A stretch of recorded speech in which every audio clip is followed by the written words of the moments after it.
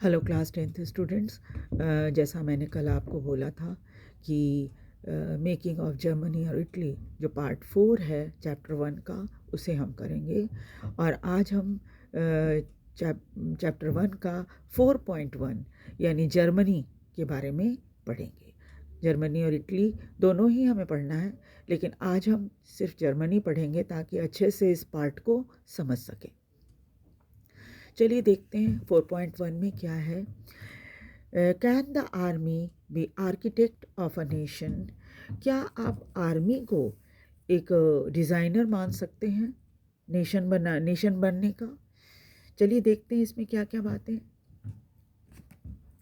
1848 में जब के बाद यूरोप में राष्ट्रवाद जो है डेमोक्रेसी और रिवॉल्यूशन से दूर हो रहा था, और अक्सर क्या होता था कि नेशनलिस्ट सेंटिमेंट को के ऊपर अब कंजर्वेटिव्स का प्रभाव ज़्यादा दिखने लगा था।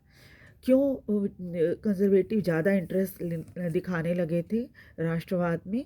क्योंकि उनको लगता था कि इस नेशनलिस्ट सेंटिमेंट जो है उसका वो फ़ायदा उठा सकेंगे और स्टेट पावर को अपने बढ़ा सकेंगे, पॉलिटिकल डोमिनेंस यूरोप में दिखा सकेंगे। इसलिए उन्होंने नेशनल सेंटिमेंट को एक्सप्लॉइट किया, एक तरह से आप कहिए। अगर आप इटली और जर्मनी के यूनिफिकेशन जो हुई थी उसके तरीके को आप देखेंगे तो आपको ये बात समझ में आ जाएगी कि क्यों कंजर्वेटिव्स भी अब इस चीज़ में इंटरेस्ट लेने लगे थे। हमने देखा कि जर्मन मिडिल क्लास जो थी उसमें नेशनलिस्ट फीलिंग बहुत ज़्यादा थी, और उन्होंने 1848 में जर्मन कन्फेडरेशन को एक नेशन स्टेट बनाने की कोशिश की, जो कि एक इलेक्टेड पार्लियामेंट की मदद से चलता, ऐसा वो चाहते थे जो लिबरल लोग थे वो। लेकिन इसे मोनार्की और मिलिट्री और बड़े लैंड ओनर्स, जिन्हें उधर जर्मनी में जुनकर्स कहा जाता है, इन सब क्या किया कि प्रूसिया के जो जुनकर्स थे, उन्होंने जिनको जो बड़े लैंड ओनर्स थे, उन सब ने उनको लिबरल्स को कामयाब नहीं होने दिया, और पूरी ताकत लगा दी कि लिबरल जो है वो इस काम के लिए, यानी नेशनलिस्ट नेशन बनाने के में कामयाब न हो पाए। लेकिन उसके बाद प्रूशिया ने खुद एक इनिशिएटिव लिया और क्या किया कि एक आंदोलन चलाया ताकि नेशनल यूनिफिकेशन ऑफ जर्मनी किया जा सके, जर्मनी की नेशनल यूनिफिकेशन की जा सके। और इसके लिए वो खुद लीडर बन गया, प्रूसिया जो है वो खुद लीडर बन गया। और उनका एक चीफ मिनिस्टर था जिसका नाम था ऑटो वान बिस्मार्क। उसने उसको इस यूनिफिकेशन का निर्माता माना जाता है, आर्किटेक्ट माना जाता है। उसने प्रूसियन आर्मी और वहाँ की नौकरशाही यानी सरकार जो थी उन सब की मदद लेकर इस काम को किया। 7 साल के अंदर 3 युद्ध हुए, और तीनों युद्ध जो हैं वो ऑस्ट्रिया, डेनमार्क और फ्रांस, इन तीनों के साथ हुए प्रूसिया के, और इसमें प्रूसियन आर्मी को विजय मिल गई और जर्मन यूनिफिकेशन कंप्लीट हुआ।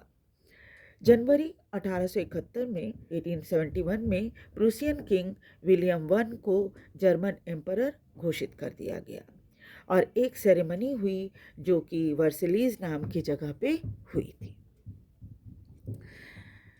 ये बहुत ही ठंडी रात थी, 18 जनवरी की 1871 की बात है, और बहुत ठंडी सुबह में एक असेंबली की गई जो कि जर्मन स्टेट्स के जितने किंग प्रिंस थे उन सबको उसमें बुलाया गया था।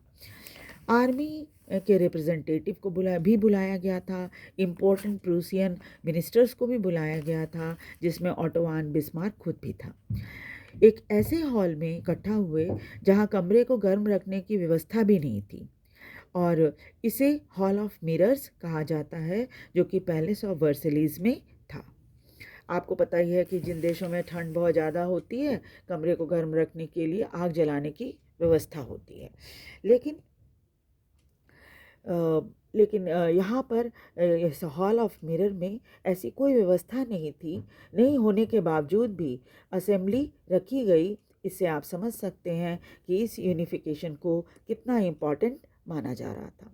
और यहाँ पर एक नया जर्मन एम्पायर घोषित कर दिया गया, जिसके हेड कैसर विलियम थे, जो कि प्रूसिया के थे, और उनको ये पूरा जो काम है वो जर्मनी को के यूनिफिकेशन और उसके बाद जर्मनी के लिए आगे काम करने की जिम्मेवारी दी गई। जर्मनी की नेशन बिल्डिंग प्रोसेस में प्रूसिया का दबदबा तो साफ दिखाई दे रहा था कि कितना ताकत है उसमें, कितना ताकतवर देश है उस समय। अब तो प्रूसिया नाम का कोई देश नहीं है, लेकिन उस समय था। और जब नया जर्मन स्टेट जो है वो बना, तो उसने कहा कि भाई हमने एक नया देश बनाया है, तो जो करेंसी है वहाँ की उसको मॉडर्नाइज करेंगे और बैंकिंग पर भी ध्यान देंगे। लीगल और जुडिशियल सिस्टम जो है उस पर भी उसको भी ठीक करने की कोशिश करेंगे। और जैसा कि प्रूसिया में होता था, उसी को एक मॉडल के रूप में, प्रूसिया को एक मॉडल के रूप में रखा गया। और जर्मनी में जो भी व्यवस्था होनी थी वो इस प्रूसियन मॉडल के ऊपर ही होनी थी। ठीक है, तो इस तरह से ये जर्मनी की यूनिफिकेशन के बारे में आपने जाना। मैं इटली की यूनिफिकेशन को मैं अभी नहीं पढ़ा रही, ताकि आपका दोनों जो इटली और जर्मनी की यूनिफिकेशन के बारे में जो विचार है या जो कुछ भी आप समझ रहे हैं वो पूरा मिल न जाए, इसलिए मैं सेपरेटली आज जर्मनी का पढ़ा रही हूँ और कल मैं आपको इटली के बारे में बताऊँगी। आपको ये वीडियो कैसा लग रहा है? अगर कोई बात आप जानना चाहते हैं तो आप कमेंट में लिख सकते हैं, और लाइक और सब्सक्राइब ज़रूर कर दें। Thank you.